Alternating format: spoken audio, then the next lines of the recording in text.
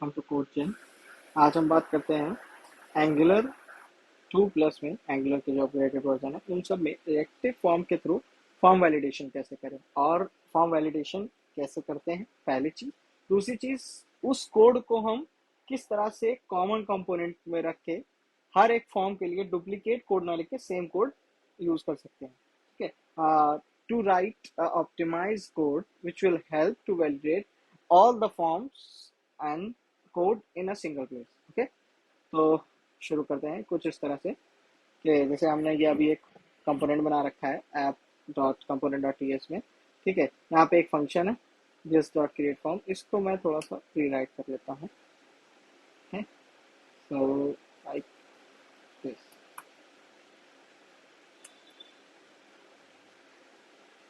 तो यहाँ पे अभी हमने लॉग इन फॉर्म, एक फॉर्म बना लिया। ठीक है, यहाँ पे हम उस फॉर्म का इंस्टेंस क्रिएट करते हैं, क्रिएट फॉर्म।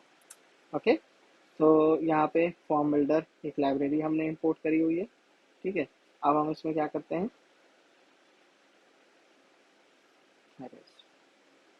तो this dot login form is equals to form builder dot group.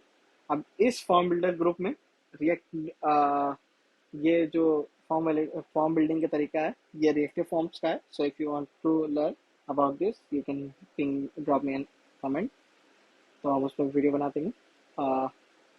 This dot F B dot group, अब इस ग्रुप में दो कंट्रोल्स हैं, पहला ईमेल, दूसरा पासवर्ड। ओके, फिर अब हम इसके लिए दो गेटर फंक्शन लिख लेते हैं जो इस कंट्रोल को रिटर्न करेंगे बेसिकली। ठीक है, so this is how done, gate email password. तो ये बेसिकली क्या करेगा, ये in form control form group के इन दो कंट्रोल्स को रिटर्न करेगा जब भी हम ईमेल या पासवर्ड कहीं पे लिखते हैं। ठीक है, and last is login. Okay, तो ये हमारा फंक्शन होगा जो सबमिट बटन की तरह काम करेगा और यहाँ पे हम उस फॉर्म की एज अ पैरामीटर फॉर्म की वैल्यू एक्सेप्ट करेंगे। अभी के लिए हम इसको कंसोल करा रखते हैं। ठीक है, दैट्स इट। तो और ये हमारा बेसिक फॉर्म है। ठीक है, फॉर्म डिव इनपुट, तो अभी यहाँ पे दो है इनपुट, एक टाइप ईमेल, दूसरा पासवर्ड। ठीक है, तो अभी हम मूव करते हैं ब्राउजर पे कि हमारा फॉर्म कैसा दिखता है। ठीक है, तो यहाँ पे कह रहा है रिएक्टिव फॉर्म वैलिडेशन है एंगुलर, और हम इस पर क्लिक कर रहे हैं। ठीक है, अभी हमें कुछ भी नहीं बता रहा है कि ईमेल रिक्वायर्ड है या नहीं रिक्वायर्ड है, पासवर्ड रिक्वायर्ड है या नहीं, जबकि हम लोगों ने अपने ऐप कंपोनेंट टीएस में यहाँ पे इसको रिक्वायर्ड मार कर रखा है। ठीक है, तो उसके लिए हम क्या करते हैं, बेसिकली जो हमारा ट्रेडिशनल तरीका था जिसको हम कहते थे Angular validation by class name. Okay, आप एंगुलर की डॉक पे जाएं और यहाँ पे ये देखें। ठीक है, तो यहाँ पे कुछ डमी कोड है वैलिडेशन के लिए, ये आपको एंगुलर पे इजीली मिल जाएगा। ठीक है, अब हम आते हैं यहाँ पे। तो ये एक बेसिक सिंटेक्स था जो एंगुलर हमें प्रोवाइड करता है to validate our input field. Okay, so here it is. अभी यहाँ पे कंट्रोल का नेम इन्होंने ले रखा है नेम, हमारे कंट्रोल का नेम है ईमेल। तो email dot invalid, email dirty, email touched। Okay, if error is equals to required, that's it।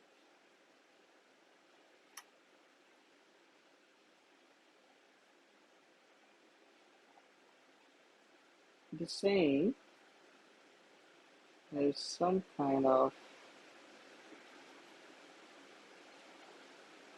okay, you can write this basic syntax error।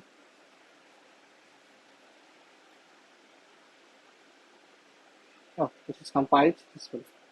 Okay, तो अभी हम लोगों ने वैलिडेशन का एरर वैलिडेशन का कोड तो लगा दिया, but it is still not working while I am clicking on sign button. क्यों? क्योंकि यहाँ पे कोड लिखा है अगर ईमेल इनवैलिड हो, डर्टी हो, टच्ड हो, टच्ड एटलीस्ट यूजर उस फील्ड से होके गुजरे। Here you can see name is required, ये कब आया, जब मैंने उस फील्ड पे क्लिक करा। ठीक है, बट हमारी रिक्वायरमेंट क्या होती है कि अगर यूजर उस फील्ड पे ना भी क्लिक करे, डायरेक्ट सबमिट बटन पर क्लिक करे, तब भी उसे एरर आना चाहिए।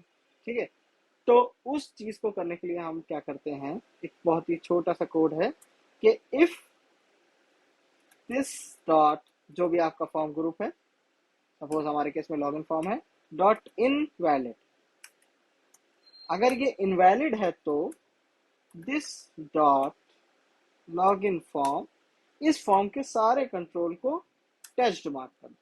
Touched as in user behaviour, कि यूजर ने टच किया। तो अब यहाँ पे जो हमारी ये वाली कंडीशन है कि ईमेल डर्टी भी है, इनवैलिड भी, और टच भी मार्क हो गया, तो अब डायरेक्ट सबमिट साइन पे क्लिक करने के बाद एरर दिख जाएगी, हियर इट इज। ठीक है, तो ये तो पहला स्टेप हो गया कि जब आप चाहते हैं कि यूजर आपकी फील्ड को बिना टच किए भी अगर आके प्रोसीड कर जाता है, तो आप उसको फॉर्म सबमिट ही ना करने दें। ठीक है, लेकिन अभी क्या हुआ, इसने टच तो मार्क करा, बट देखिए अभी कंसोल वैल्यू प्रिंट कर रहा है। इट मीन्स कि इसने एरर तो थ्रो करी, बट जो फर्दर कोड था उसको भी एग्जीक्यूट कर दिया। Here you can see it is every time printing console with blank value of email and password. So for that we can do that, just write return. अब जब जब हमारा कोड इनवैलिड होगा, जब जब हमारा फॉर्म इनवैलिड स्टेट में होगा, तो ये जो भी पॉसिबल वैलिडेशन आपने फॉर्म में लगाए होंगे, यहाँ पे वाइल क्रिएट, जब आप अपने फॉर्म का इंस्टेंस बना रहे हैं, उस पर कंट्रोल क्रिएट कर रहे हैं, तो उस वैलिडेशन के अकॉर्डिंग ये मैसेज रिप्रेजेंट कर देगा। ठीक है, अब ये तो प्रॉपरली काम कर रहा है, लेकिन अब हमारे पास प्रॉब्लम क्या है, अभी तक ये रिक्वायर्ड का मैसेज था। सपोज अगर हमें मैसेज देना है कि 3 लेंथ रिक्वायर्ड है, या name must be start with capital letter. ठीक है, जैसा कि हमारे साथ ईमेल में होता है या फोन में होता है कि हमें कस्टम मैसेजेस भी चाहिए, जैसे कि इस कोड में पहले लिखा हुआ है कि there are required min length n number of condition, so n number of div which is displaying, sorry, multiple errors. Okay, अगर हम इस पे min length की कंडीशन लगा दें, name must be greater than 2 characters. Okay, और हम यहाँ जाएं और validators dot min length 3। Okay, तो अभी ये सबसे पहला एरर क्या देगा कि ईमेल नेम इज रिक्वायर्ड। अब हमने नेम भर दिया, तो अभी कह रहा है name must be greater than 2 characters. ठीक है, तो कोड तो हमारा परफेक्ट है, सही है, लेकिन क्या हो अगर हम इस कोड को और ऑप्टिमाइज कर दें। ठीक है, तो मतलब ये हमारे लिए कितना आसान होगा कि अगर हम एक सिंगल लाइन लिखें और ये कोड ऑप्टिमाइज हो जाए। ऑप्टिमाइज हो जाए मतलब हमें एन नंबर ऑफ कंडीशन बार बार ना लिखनी पड़े, ये कोड एक बार कहीं ऐसे कंपोनेंट में लिख दें जो खुद हमारे लिए इवेल्युएट करे एज पर वैलिडेशन, और उसके हिसाब से मैसेज खुद ही ट्रांसफॉर्म करे। ठीक है, ये क्यों जरूरी है, क्योंकि यहाँ पे अभी एक इनपुट टाइप है। जब हमारे पास एक बड़ा फॉर्म होगा, अक्सर लोगों ने देखा है अगर प्रोफाइल का डेटा भर रहे हैं या कोई सेंसिटिव इंफॉर्मेशन भर रहे हैं, जैसे सरकारी वेबसाइट पे एन नंबर ऑफ फील्ड्स होती हैं और हर एक फील्ड का बहुत स्पेसिफिक रिक्वायर्ड इनपुट वो लोग एक्सेप्ट करते हैं, तो उसके लिए एन नंबर ऑफ मैसेजेस होते हैं, और अक्सर लोगों को प्रॉब्लम होती है क्योंकि मैसेजेस सही तरह से दिखते नहीं। ठीक है, so I have created, not actually created, I have used some of operator जो पहले से मौजूद थे, उनको मैंने यूज करके कुछ फंक्शंस को एक कॉमन कंपोनेंट बनाया है। ठीक है, जो हमारे लिए ये बहुत इजीली करेगा। ठीक है, सो सपोज ये हमारा एक लाइन ऑफ कोड है। अब यहाँ पे देखिए 8 से 10 लाइन का कोड है जिसको मैं एक सिंगल लाइन से रिप्लेस कर रहा हूँ। आपको कुछ नहीं पास करना है, इस कोड में जो फॉर्म का कंट्रोल है, जो ये आपने गेटर फंक्शन बनाया है, ये आपको गेटर फंक्शन बनाना पड़ेगा और यहाँ इसको पास करना पड़ेगा, और जो फील्ड का नेम है। So that's it. अब वो 4-5 लाइन का कोड हमारे लिए सिंगल हो गया। ईमेल इज रिक्वायर्ड, ये रेड क्यों है, क्योंकि मैंने इसके लिए CSS अप्लाई कर रखी है। ठीक है, सो हियर यू कैन सी, आप अपने हिसाब से इसका वैलिडेशन मैसेज साइज चेंज कर सकते हैं। ओके,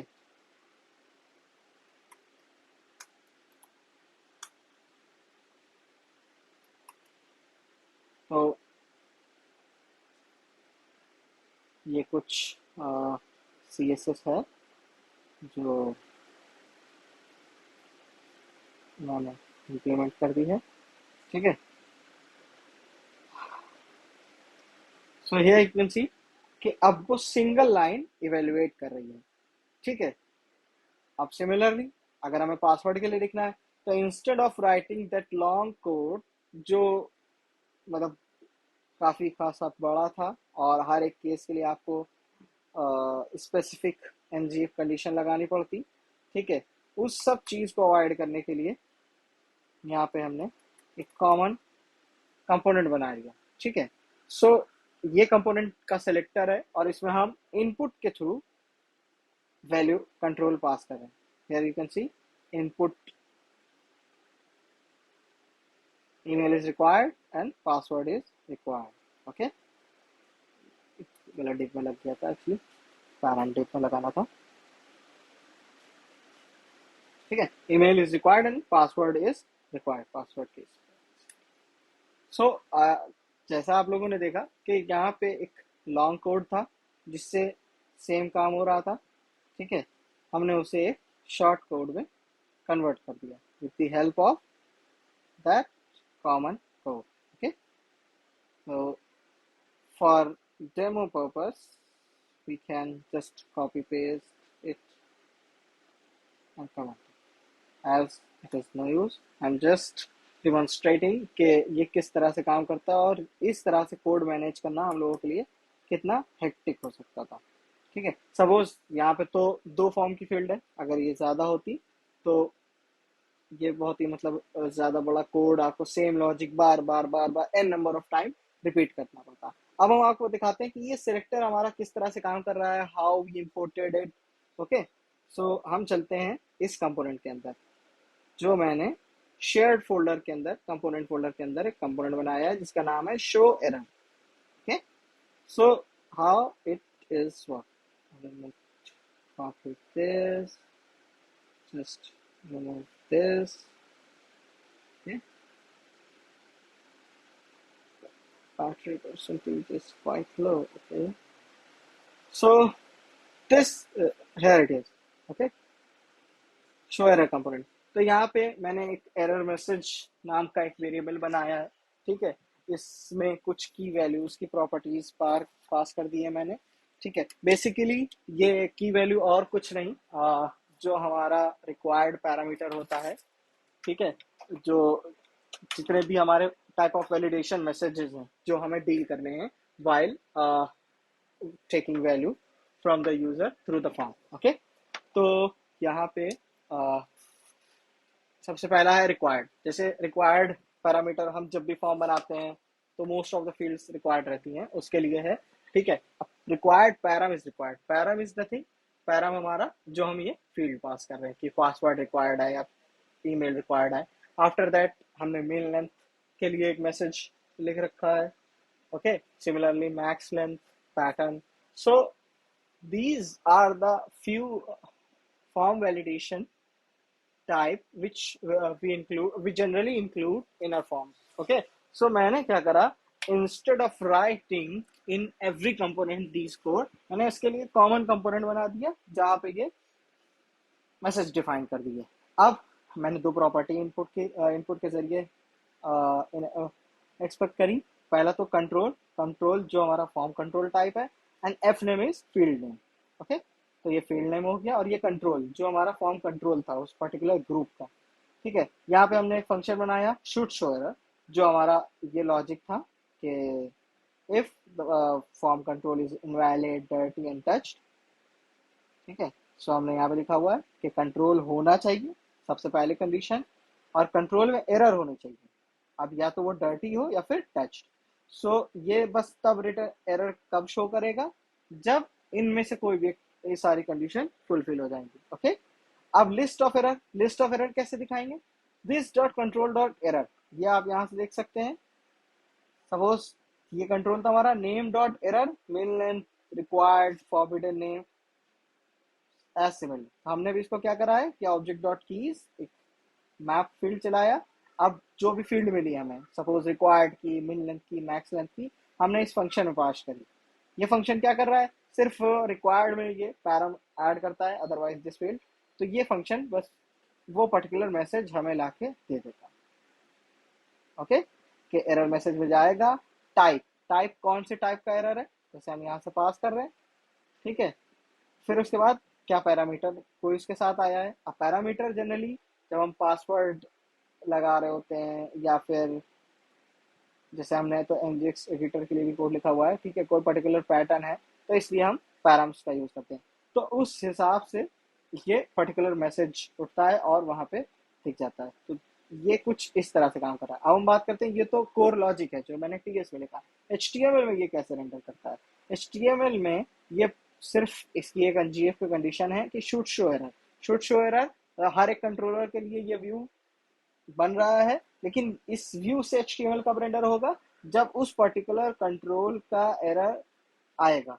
शुड शो एरर, जब वो पर्टिकुलर कंट्रोल एरर या डर्टी या टच्ड होगा, ठीक है। अब एरर मैसेजेस, अब क्योंकि एरर मैसेजेस एक से ज्यादा भी हो सकते हैं, तो लिस्ट ऑफ एरर, अब ये तो था कि एरर दिखानी कब है, लेकिन एरर दिखानी क्या है, व्हाट टू शो। तो लिस्ट ऑफ एरर हमारे कंट्रोल के एरर से डिफाइन करके, और जो भी हम डिफाइन करते हैं उस हिसाब से आ जाती है। तो अगर आपको कोई अगर कस्टम वैलिडेटर, कस्टम एरर कुछ भी लगाना है, तो आप यहाँ पे लगा सकते हैं। जैसे वाइट स्पेस का जनरली नहीं होता है, तो वो मैंने लगा दिया, ठीक है। तो ये तो आपका कंपोनेंट बन गया। ये कोड आप मैं शेयर कर दूंगा, तो ये आप कॉपी भी कर सकते हैं, ठीक है। ये आपका जनरली HTML हो गया। अब इस कंपोनेंट का यूज कैसे करते हैं, इसको हम शेयर्ड मॉड्यूल में डालते हैं। शेयर्ड मॉड्यूल में डालने का रीजन क्या होता है कि n नंबर ऑफ कंपोनेंट है हमारे पास, तो हर एक कंपोनेंट इजिली यूज कर ले, ठीक है, इसलिए हम शेयर्ड मॉड्यूल बनाते हैं। तो अब यहाँ पे इसको डिक्लेयर करा ये कंपोनेंट और एक्सपोर्ट कर दिया। अब शेयर्ड मॉड्यूल को हम अपने ऐप मॉड्यूल में इंपोर्ट कर लेते हैं। तो शेयर्ड मॉड्यूल को, अब सपोज हमारे पास ऐप मॉड्यूल है, मेन मॉड्यूल हो सकता है, एडमिन मॉड्यूल हो सकता है, प्रोडक्ट मॉड्यूल हो सकता है। सो एन नंबर ऑफ मॉड्यूल, जहां जहां पे आपके फॉर्म से आप शेयर्ड मॉड्यूल को इंपोर्ट करिए, और ये आपका शो एरर कंपोनेंट वहां पे इंपोर्ट हो जाएगा। ओके, और HTML में फिर आपको डील करना है, you don't need to take care कि आपके TS में वो कोड इम्पोर्टेड है या नहीं, आपने वो मॉड्यूल इम्पोर्ट कर दिया, आपके पास उसका लॉजिक आ गया। Okay, so this is how work. अब आप बताएं इफ इट इज गुड और नॉट, कि हम एक फॉर्म के लिए लॉजिक लिख देते हैं, हमारा हमेशा के लिए कॉमन एंड ऑप्टिमाइज कोड हो जाता है, ठीक है। So this is how we can deal with, we can write an optimized code to deal with the error messages, क्योंकि error messages यूजर तक पहुंचाना मतलब बहुत ही जरूरी होता है, क्योंकि आपने फॉर्म में कितने वैलिडेशन लगा रखे हैं, क्या क्या चीजें, ये आपको पता होता है, but end user is unaware with that. Okay, so end user तक प्रॉपर इंटरेक्शन के साइन इन पे क्लिक करा है, so you have to fill the fields, and field must be in a particular format which the publisher of that web portal or app portal wants. Okay, so this is how it works. बहुत ही optimise code है। आप एक line में इस control को copy करके लिख सकते हैं, तो आपको बार बार ये कोड लिखना पड़ेगा, जिससे कोड ऑप्टिमाइज होता है, ठीक है।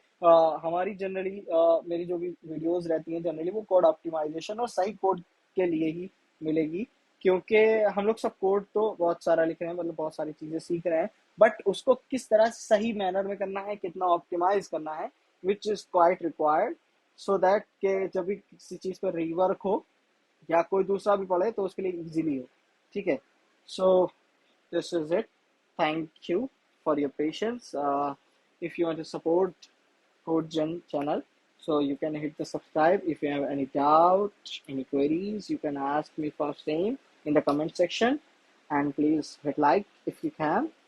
अगर कोई भी चीज़ ना समझ में आती है या कोई भी चीज़ दोबारा पढ़नी है, समझनी है, so you can ask me for teaching classes. Okay, I can like teach on particular module.